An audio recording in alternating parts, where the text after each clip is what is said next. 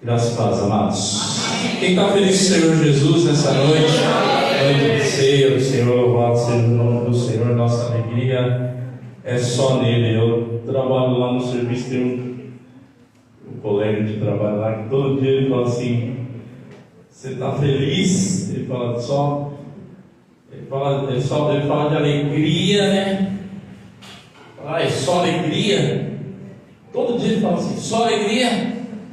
E a gente responde, né? Só alegria, mesmo cansado, mesmo. Porque a gente entende. Aí eu sempre respondo para ele assim: é porque a nossa alegria é de Filipenses capítulo 4, que aquela alegria lá não depende de circunstância, é uma alegria que vem do Senhor Jesus.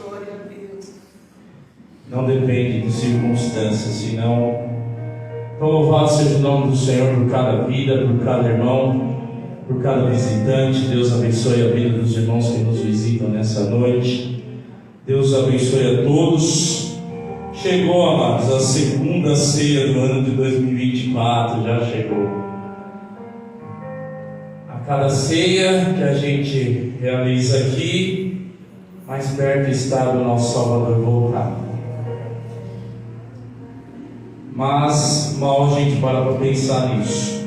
A cada ceia, o nosso Senhor está perto de retornar e buscar a sua igreja e buscar a nossa vida. E até lá Ele tem falado. Até lá Ele tem falado. É por isso que a palavra do Senhor declara: quem tem ouvidos para ouvir, ouça. Quem tem ouvidos para ouvir, ouça. Então eu posso ser um crente, posso estar na casa de Deus, eu posso até ouvir a palavra, mas não ouvir e dar ouvidos à voz de Deus, que Ele está falando diretamente para mim. Mas quem tem ouvidos para ouvir, ouça. Então louvado, fico feliz pela vida de cada um e dos irmãos que também não puderam vir, que Deus possa estar tratando na vida deles. Meus amados, eu confesso que eu estou como os animais que ruminam, Os irmãos sabem que existem alguns animais que ruminam, ou seja, eles têm a capacidade de comer ali o seu alimento. Esse alimento vai para o estômago e depois esse alimento retorna novamente para eles se alimentarem. Eu estou dizendo isso porque eu ainda estou me alimentando, ruminando a palavra ministrada no domingo, sobre que tinha um foco principal ali. O foco foi a presença manifesta do nosso Deus, a presença manifesta do nosso Senhor. Eu fico feliz porque é o principal foco dessa igreja. Tratar de presença manifesta do nosso Deus, que mostra que nós não estamos aqui, não existimos por causa dos presentes, mas por causa da presença. Quem quer presente, tem um monte de igreja oferecendo só aquilo que a mão de Deus pode dar, mas quem quer presença pode estar e está no lugar certo. É só decidir buscar a Deus verdadeiramente. Eu não tenho dúvidas disso. Foi uma palavra que começou com aquele propósito lá na primeira quarta-feira do ano de oração, onde nós demonstramos ali para Deus que não queremos seguir como igreja sem essa presença. Nós não abrimos mão dessa presença manifesta. Então nós demonstramos isso para Deus, e aí no domingo foi colocado com mais profundidade para entendermos o impacto dessa presença na vida de quem realmente quer. O impacto disso tem um impacto. Você ter a presença manifesta de Deus na sua vida, na igreja, tem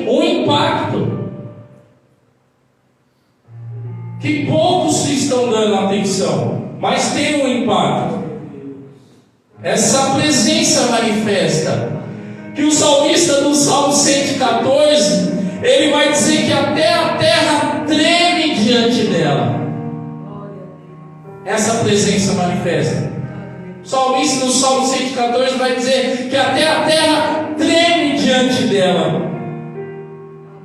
O salmista do Salmo 16, ele vai dizer que há fartura de alegrias diante dessa presença. Aleluia, glória a Deus. O salmista escreveu, essa presença manifesta. E o salmista no Salmo 97 diz que até os montes se derretem diante dela, diante dessa presença. Por isso que eu digo que se até os montes se derretem diante dessa presença manifesta, por que eu não venho para a casa de Deus e abro meu coração e falo: Senhor, eu estou na tua presença. Senhor, o que me segura, Senhor? O que me segura? Eu vou ficar na casa do Senhor prestando atenção em tudo que está de errado? Não, eu estou na tua presença. Se os montes se derretem, Senhor, a minha vida na tua presença tem que estar assim, Senhor. Deixar o Senhor trabalhar na minha vida.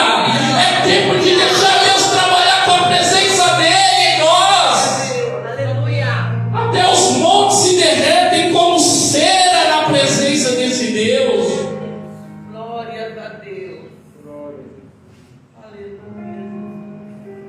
Só que o salmista também escreveu no Salmo 140 que só os retos que habitam nessa presença. Aleluia. Só os retos. Só os retos que habitam nessa presença. E meus amados, juntando tudo isso, eu quero compartilhar aquilo que Deus mais martelou no meu coração nessa semana. E eu digo martelou porque foi o próprio Senhor que disse no livro de Jeremias que a palavra dele é como um martelo que esmiuça a pedra. Então o que Deus mais martelou no meu coração nessa semana, que Deus mais tratou no meu coração, que essa presença manifesta, ela não é desfrutada apenas com boa vontade. Essa presença manifesta, ela não é desfrutada apenas com boas intenções. Essa presença manifesta, ela não é desfrutada apenas com palavras nos lábios. Não é. Essa presença manifesta, ela não é desfrutada assim. Ela não é. Essa presença manifesta, ela tem um custo. Ela tem um preço a ser pago. Foi citado sobre Moisés aqui no domingo, né? E Moisés não desfrutava dessa presença manifesta porque ele tinha boa vontade, que ele tinha palavras nos seus lábios. Não. Moisés pagava um preço para tê-la. Moisés pagava um preço para tê-la. Moisés tinha uma comunhão especial com Deus. Por isso ele desfrutava da presença manifesta. Uma comunhão especial com Deus, que vai além das quatro paredes chamada igreja. Uma comunhão especial com Deus que vai além de uma hora e meia de culto.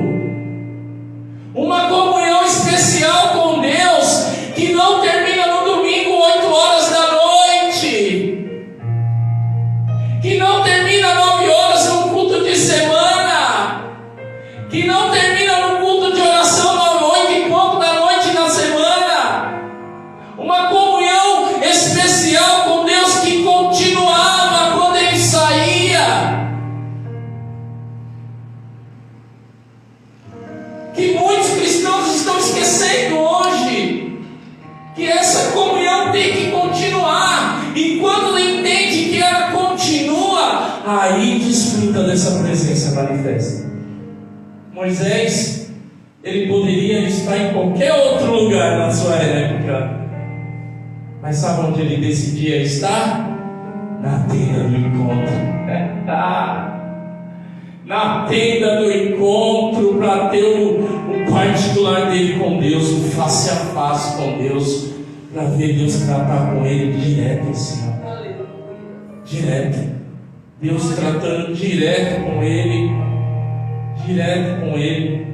Poderia estar em qualquer outro lugar, mas decidia estar, pagava o preço. Tem que pagar o preço. Quem esteve comigo lá no sábado na igreja de São Bernardo ouviu sobre pagar o preço. Deus falou, meu coração de falar sobre pagar o preço. E eu vim juntando tudo isso, falei, meu Pai. Aí eu ouço domingo sobre a presença, falei, tem que pagar o preço também por essa presença. Tem que pagar o preço, ela não é assim, ó, à toa, essa presença manifesta. Moisés pagava o preço. Por isso foi o primeiro a receber, escrever e ensinar a revelação do nosso Deus. Por isso foi o primeiro a receber, a escrever e a ensinar a revelação do nosso Deus. Porque pagou o preço. Deus está chamando a sua igreja para pagar o preço. Deus está chamando a sua igreja, porque foi o que Ele falou no meu coração. Meu povo só vai desfrutar da minha presença manifesta quando decidirem pagar o preço para tê-la. O meu povo, a minha igreja, porque todo mundo quer os benefícios dessa presença manifesta. Quais são os benefícios dessa presença manifesta? A cura, os milagres, os prodígios, bênção, as portas abertas, os ministérios crescendo. Todos querem aqui, mas quantos querem pagar o preço para ter essa presença manifesta em sua vida? Quantos querem? Mas o Senhor falou isso no meu coração. E entenda, estou tratando de salvação. Não estou tratando de salvação. A minha salvação e a sua salvação, ela veio gratuitamente, como declara Romanos 12. Foi dado gratuitamente pela graça. Não é esforço meu, não é esforço teu. Você não precisa pagar nenhum preço para ser salvo, nada. Se estiver em algum lugar que estiver falando que você precisa pagar alguma coisa para ser salvo, não. O preço já foi pago. Que preço? O preço foi o preço de sangue, e não com coisas corruptíveis, como ouro ou prata, como declara a palavra. Não, o preço foi de sangue. Quem pagou foi Jesus Cristo na cruz do Calvário. Então, para ser salvo, alguém já pagou o preço. Quem foi esse? Jesus Cristo de Nazaré. Esse pagou o preço pela minha e a sua salvação. Só que agora tem os benefícios da salvação, e um desses benefícios é viver essa presença manifesta. E para viver essa presença manifesta, aí depende do preço que eu e você estiver disposto a pagar.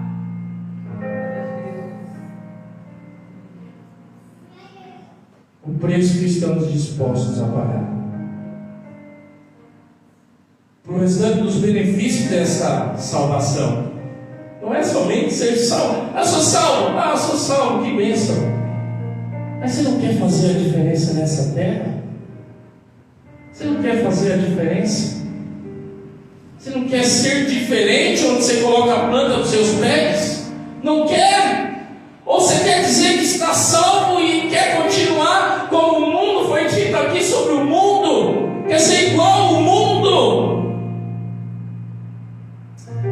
Aí Deus me levou para uma palavra. Eu falei, meu Pai, essa mesmo. Peço para os irmãos abrirem, por gentileza. Segundo livro de Samuel, capítulo 24. Por gentileza, alguém traz uma água para mim? Por favor.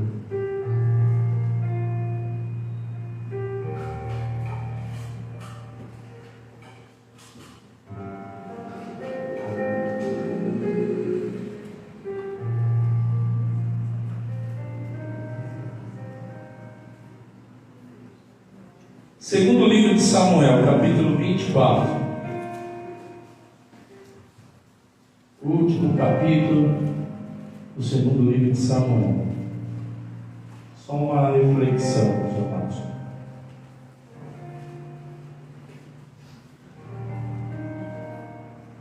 Obrigado, gente.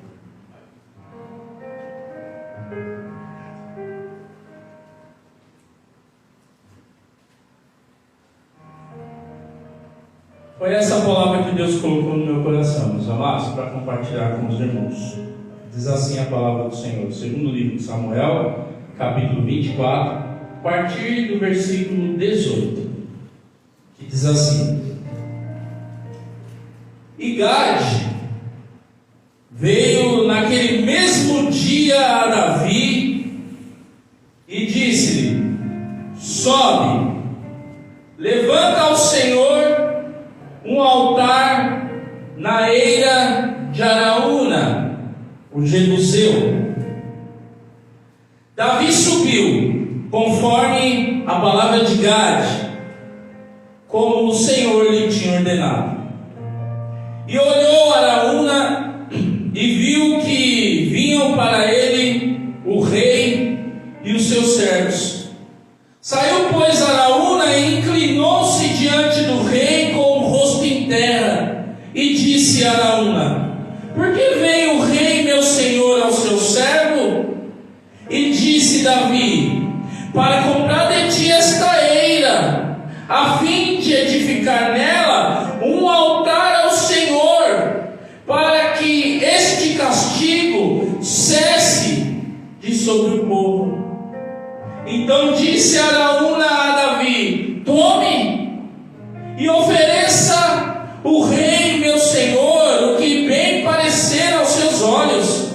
Eis aí bois para o holocausto, e os trilhos, e o aparelho dos bois para a lenha.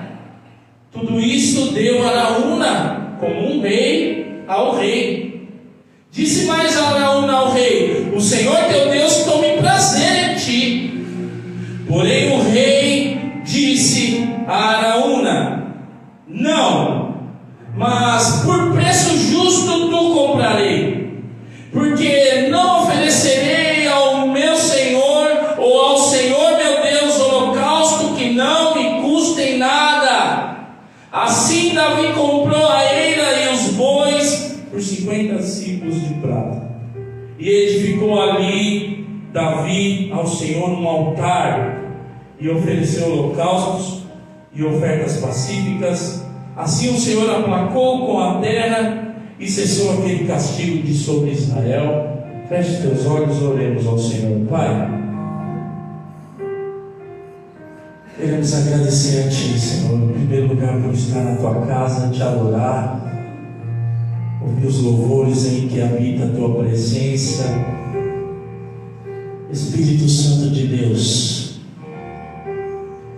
o Senhor ainda faz e trabalha nos corações. É o Senhor que faz a obra. Dos ouvidos aos corações a obra é Tua. Então o Espírito Santo de Deus trabalha em cada coração. Fala, Senhor, como foi dito aqui, que corta primeiro desse lado, como o Senhor falou em mim. Fala ao Teu povo, trabalha em o nome do Senhor Jesus Cristo. Amém.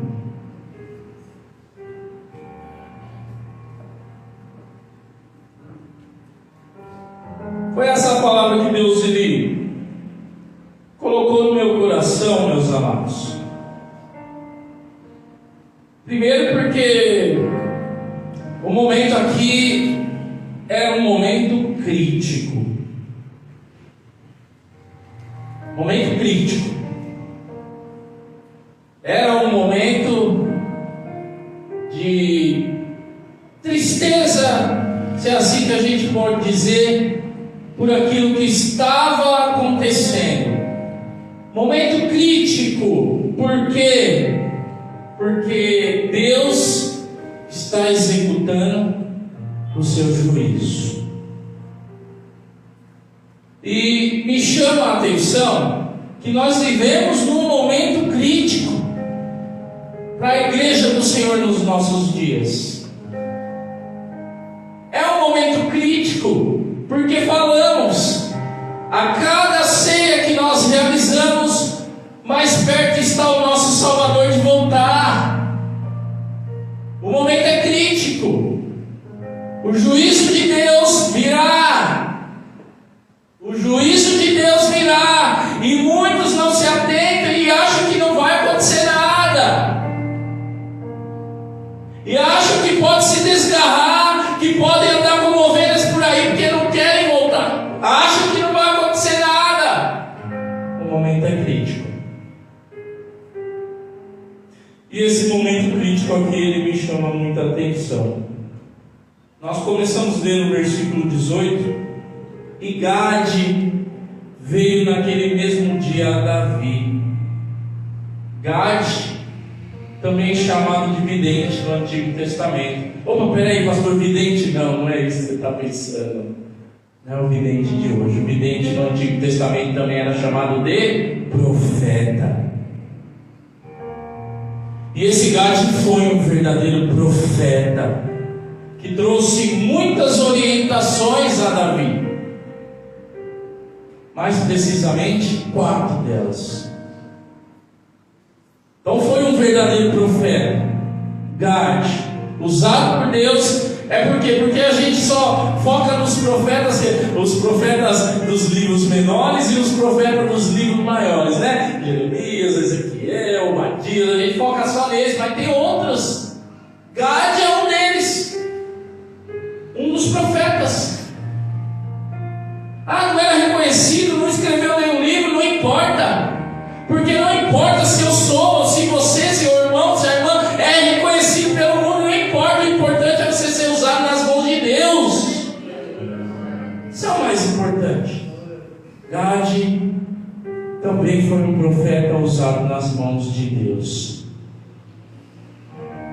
Quando Davi ainda não era rei e estava fugindo de Saul e foi se esconder lá nas cavernas de Adulão, foi o profeta Gade que chegou em Davi e disse: Davi, volta para Judá. Davi ouviu e voltou.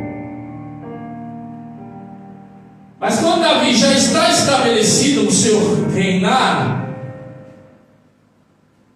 e aí tem tudo a ver com esse contexto também. Quando Davi já está estabelecido no seu reinado, começo desse capítulo aqui vai dizer que Deus incitou Davi a fazer um recenseamento do povo. E Davi fez, e ali desobedeceu ao Senhor. Oh, mas peraí, foi Deus. Aí você vai para um texto paralelo, que é lá em 1 Crônicas, capítulo 21, se não me falha a memória, e lá vai dizer que Satanás incitou Davi a fazer. Oh, mas peraí, então tem contradição na Bíblia? Não, não tem contradição. É só ler a Bíblia pensativamente. Aqui o autor de Samuel diz que foi Deus que incitou. Lá o autor de Crônicas diz que foi Satanás. Simples resolver isso. Deus permitiu Satanás fazer isso, porque até Satanás depende de Deus permitir para ele tocar. E talvez o Espírito Santo já te lembrou da vida de Jó. Até Satanás está ali, debaixo do controle de Deus. Se Deus permitir, ele faz. Se Deus não permitir tocar, não toca.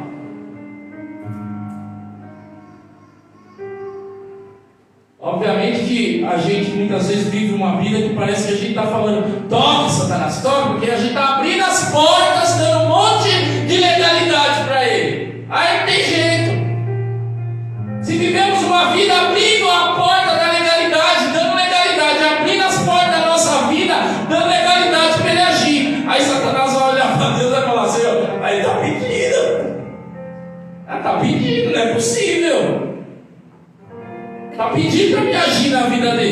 vida dela. Está abrindo, está dando legalidade.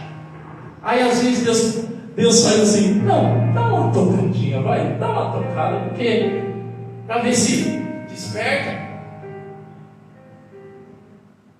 Deus é que permite. Deus permitiu Satanás fazer com que Davi fizesse, até porque eu disse que o momento era crítico. Por quê? O começo desse capítulo 24 aqui vai dizer que Deus estava irado com o povo.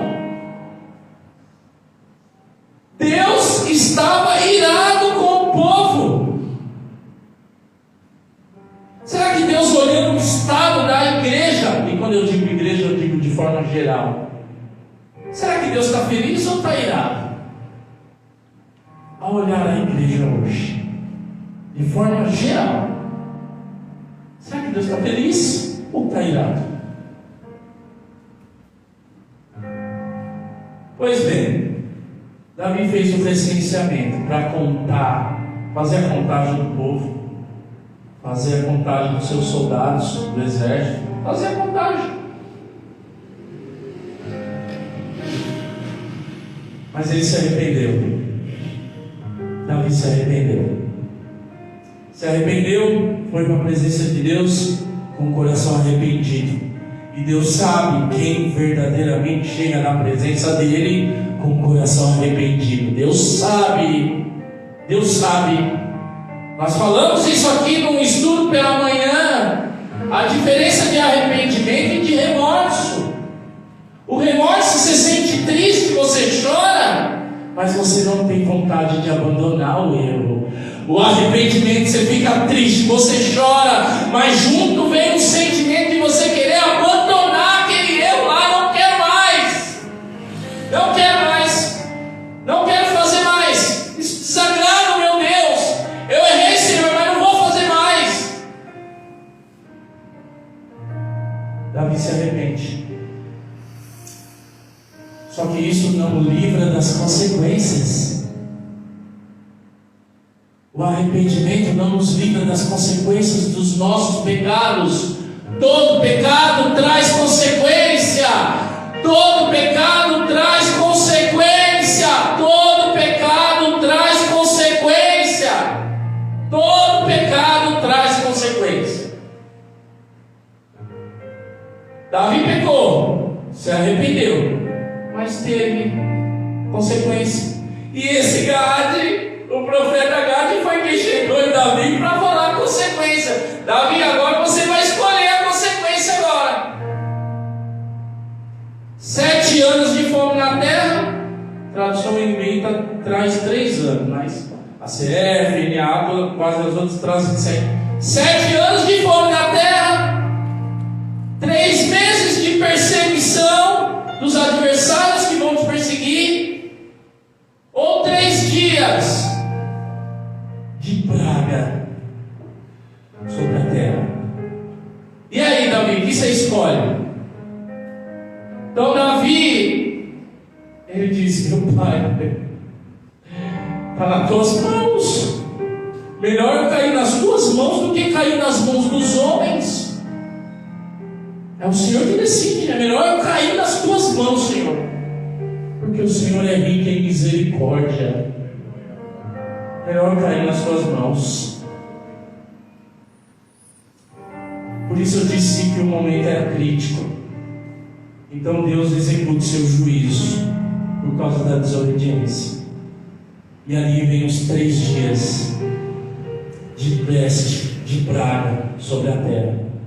Então esse tempo é um tempo em que o juízo de Deus está sendo executado. Aí vem Gade novamente, como que nós lemos no versículo 18. E Gade veio, versículo 18. E Gade veio naquele mesmo dia a Davi e disse-lhe: sobe, levanta ao Senhor um altar na eira de Araúna, o jebuseu. Davi subiu, conforme a palavra de Gade, como o Senhor lhe tinha ordenado. E aí é o que nós vamos observar no texto.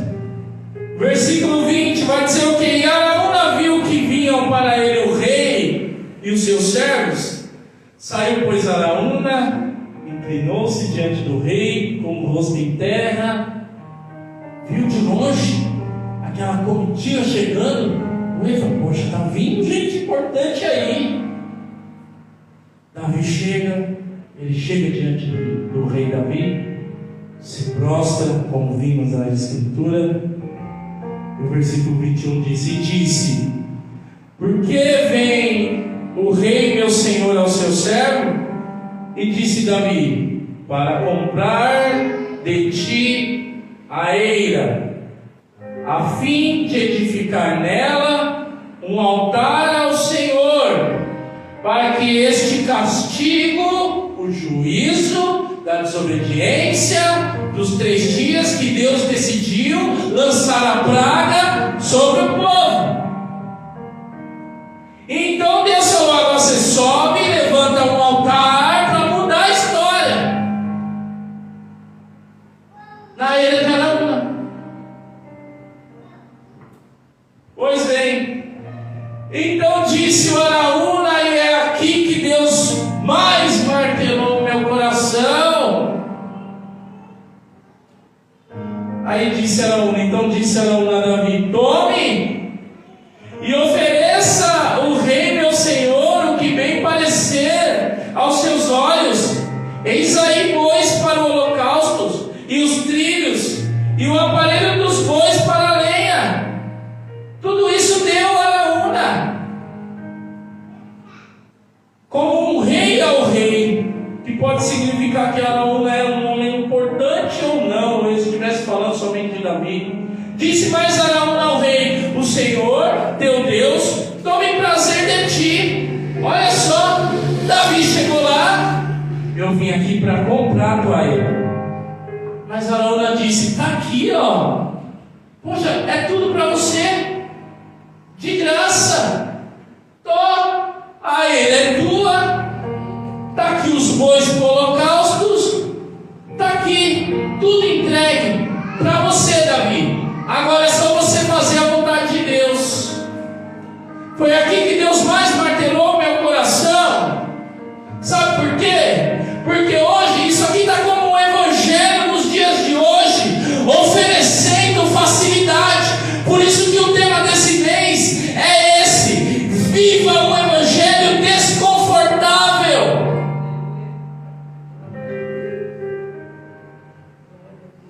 Viva um evangelho desconfortável. Sabe por quê? Porque está muito fácil. Está aqui, ó, a eira para você. Está aqui os bois para você fazer o holocausto. Está muito confortável. Aqui não tem evangelho dessa forma confortável, não. Tá? Porque esse evangelho confortável, se fosse pregado aqui, sabe o que o pastor ia fazer? O pastor ia fazer o que? Ó, irmão, não precisa orar não, tá? Eu vou subir um monte pela vida de vocês. Eu vou subir um monte pelas suas vidas. A única coisa que eu peço é que façam um pix na conta da igreja e está tudo certo. Mas eu vou subir um monte pela vida de vocês. Opa, olha aí, oferecendo a eira de graça. Está aqui. Não precisa você orar. Eu que tenho que orar.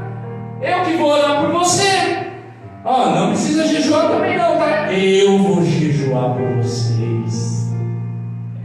Eu vou jejuar por vocês. Eu que vou fazer a obra por vocês. Nós que vamos fazer. Isso é um evangelho confortável. Saia do evangelho confortável. Saia do evangelho confortável para poder viver a presença manifesta de Deus. Eu preciso viver um evangelho desconfortável. E para viver um evangelho desconfortável, eu vou ter que pagar o preço.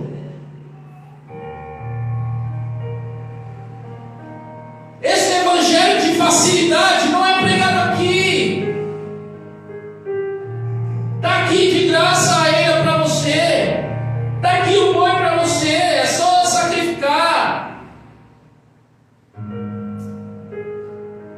Mas não, aqui a gente sempre diz: irmão, você precisa buscar o Senhor, você precisa orar. Você quer ver a presença manifesta na sua casa, no seu quintal, na sua família, no seu casamento? Precisa buscar, precisa pagar o preço. Aleluia, aleluia, glória a Deus, aleluia. Precisa pagar o preço. Meu Senhor, o meu evangelho, o meu cristianismo que eu estou vivendo está muito confortável. Está confortável demais. Será que isso não te incomoda? Está confortável demais. Eu vou uma vez por semana. Quando der eu vou, quando não der eu não vou. Está confortável demais. Por isso o tema é: viva o evangelho desconfortável, a ponto de você falar: eu estou pagando preço agora. Porque foi o que Davi fez. A resposta dele foi exatamente isso no versículo 24. Porém, o rei disse a Araúna: não, você está me oferecendo de graça, né, Araúna? Não. Você está me dando a ira de graça, Araúna? Não. Você está me dando os bois de graça, Araúna? Não. Não quero. Mas por preço justo te comprarei. Porque não oferecerei ao Senhor meu Deus holocausto que não me custe nada. Não oferecerei ao Senhor holocausto que não me custe nada. Está te custando muito vir para a casa de Deus? Continue, porque você tem que pagar o preço e você vai provar da presença manifesta de Deus na sua vida. Agora, se está confortável ficar na minha casa orando, beleza, tá bom. Mas eu já disse que existe uma importância da oração devocional sozinho no seu lar, mas a oração unida com a igreja é importante. E muitas vezes para estar aqui orando é desconfortável, mas vale a pena pagar o preço. Vale a pena pagar o preço. Vale a pena pagar o preço. Pague o preço. Pague o preço. O meu cristianismo, o meu evangelho está muito confortável para mim. E nós muitas vezes somos exortados pelo Senhor a sair desse conforto. Viva o evangelho desconfortável. Davi disse: não, eu vou pagar o preço justo, porque eu não vou oferecer ao Senhor, o meu Deus, um holocausto que não me custe nada. Não vou. Tem que ter um custo. Sabe por quê? A palavra do Senhor é bem clara e dizer: ó, tem coisas grandes para você viver e conhecer. Começando por mim. Tem coisas grandes da parte de Deus? Tem, ele diz. Só que ele disse o que primeiro? Clame a mim e responder-te-ei e anunciar-te-ei coisas grandes e ocultas que não sabes. Não sabe, tem coisas grandes e ocultas, mas para quem paga o preço? Aleluia. Para quem paga o preço? Glória a Deus. Aleluia. Mas se eu quiser continuar vivendo o evangelho confortável, então eu não vou viver essas coisas grandes e nem ocultas. É só eu tomar a decisão. Ou eu vivo um evangelho confortável e continuo nele, ou eu decido viver um evangelho desconfortável. Aí eu vou ter que começar a pagar o preço. E é só para quem verdadeiramente paga o preço. Pagar o preço? Ah, meu irmão, pagar o preço é estar na oração ali, ó. Está doente, não está doente, está cansado, não está cansado. É pagar o preço para estar na presença do Senhor e ver através da oração Deus mover, Deus mudar cativeiro, Deus levantar os caídos, Deus curar os enfermos, pela presença poderosa e manifesta do nosso Deus, entrando com poder no casamento, na família, para quem paga o preço. Glória a Deus.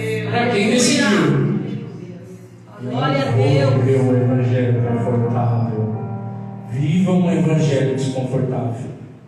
Está confortável demais, pastor? Eu vou lá. Amém, irmão? Amém, irmã? Estamos salvos. Mas tem coisas grandes e ocultas que não sabemos. Tem coisas ainda para Deus fazer e realizar na minha vida e na sua. É só pagar o preço. Paga o preço. Obviamente que nós estamos tratando aqui de um preço material, de matéria. Mas nós estamos trazendo isso para a nossa vida. Davi disse: eu não vou oferecer holocausto ao meu Deus que não me custe nada. Assim Davi comprou a eira e os bois por 50 ciclos de prata. E edificou, e não importa se eu fizer a conversão aqui para reais, isso não tem importância agora. E edificou ali Davi ao Senhor um altar, e ofereceu holocaustos e ofertas pacíficas. Assim o Senhor se aplacou com a terra e cessou aquele castigo de sobre Israel.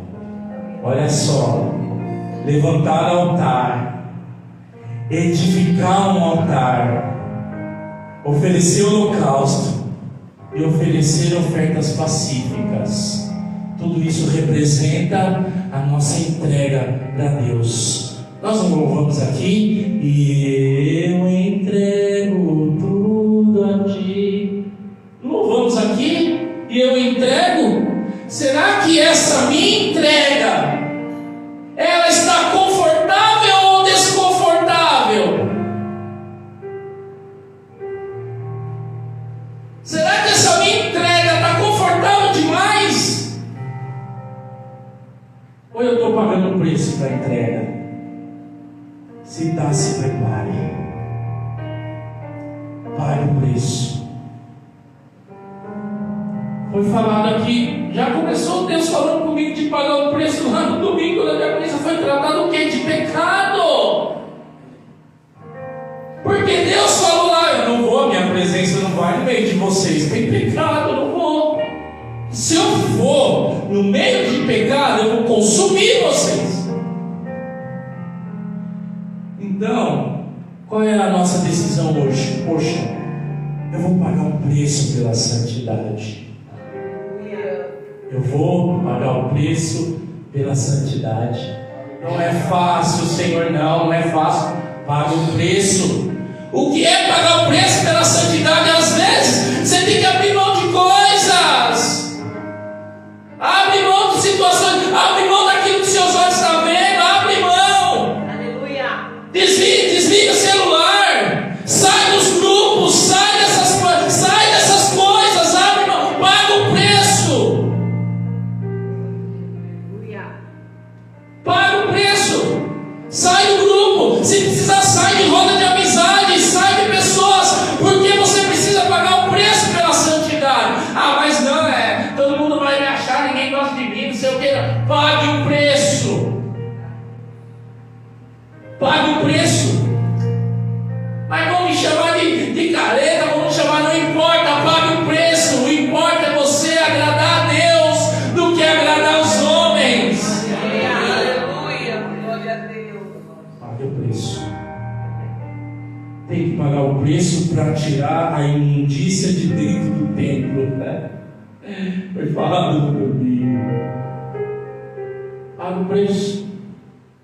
Paga o preço pela restauração de relacionamento. O Senhor também em Romanos vai dizer: não pague o mal por mal. Fizeram mal para a sua vida? Pague o preço. Não devolva com mal. Não devolva. Não devolva. Pague o preço pela palavra. Ainda que você esteja morrendo de vontade de retrucar, de retribuir, mas não devolva o mal com o mal. É o que a palavra do Senhor declara. E pague o preço por isso.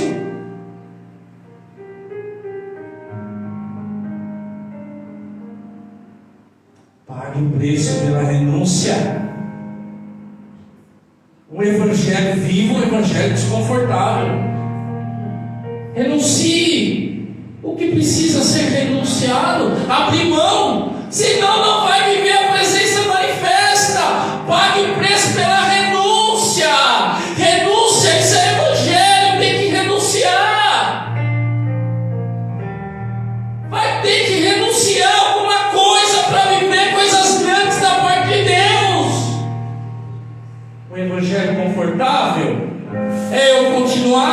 esse evangelho e carregando ainda as bagagens da velha vida. Se eu quiser carregar as bagagens da velha vida, está muito confortável esse evangelho. Viva um evangelho desconfortável. Você vai ter que abrir mão da bagagem da velha vida. Abre mão, larga. Pague o preço. Pague o preço. Não é fácil. É fácil, pastor? Não é? Eu lembro quando eu me converti ao evangelho, jogava meu futebol. Tá aqui, nosso irmão que gosta de futebol. Eu jogava meu futebol, jogava meus campeonatos, ia lá jogar. Meu tornozelo hoje direito está aqui, as consequências. Jogava. Mas quando eu conheci a Cristo, eu tive que tomar uma decisão. Está aqui minha mãe que não me deixa mentir. Falei, e agora que os caras estão indo tudo lá no meu portão me chamar? Bora pro campeonato! Aí eu falava, meu Deus, e agora? Campeonato ou escola bíblica dominical? Escola bíblica dominical. Não foi fácil ali, não. Era a minha paixão jogar aquilo. Só que Deus tratou o meu coração. E meu amor agora ficou para o Senhor, para a sua palavra. Tive que abrir mão, renunciar. Você vai ter que renunciar, você vai ter que pagar o preço.